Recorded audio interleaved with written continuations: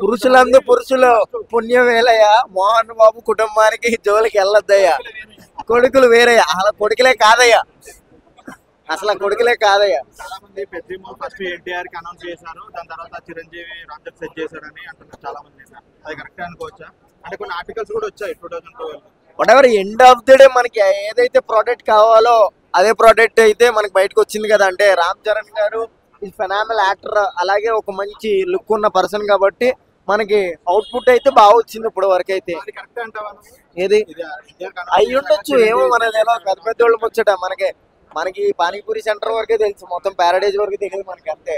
మనంతా లో క్లాస్ అనమాట. ఏమో అయి ఉండొచ్చు, కానీ నాకు తెలిసి మాత్రం మనోడు అయితే ఫిట్ అయ్యాడు అనమాట. ఇంకా తర్వాత ఏం జరుగుతుందో అదంతా. గేమ్ చేంజరా ఏం సినిమాది? సారీ, రామ్ చరణ్ కదా. అది హీరో తప్పు కదండి, డైరెక్టర్ తప్పు అనమాట. జనాల్ని మ్యాజికాలిటీ చేసి ఒక దాంట్లో వేసాడు అనమాట. అంటే ఈ స్కూల్లో బాగా చెప్తారు, ఈ స్కూల్లో బాగా చెప్తారు, 100కు 100 మార్కులు వస్తాయని, స్కూల్ తర్వాత లోపలికి వెళ్ళిన తర్వాత A for apple B for ball చెప్తే పాడుకోనాలనిపిస్తుంది చూడు, అలా చేసాడు అనమాట డైరెక్టర్. నాకు ఆ డైరెక్టర్దే తప్పని చెప్తాను అనమాట. ఆ సినిమా పేరు కూడా గుర్తురాలేదు, సారీ. ఎందుకంటే అంత క్రింజ్ ఉందన్నమాట సినిమాది, అంత క్రింజ్ ఉంది ఆ సినిమా.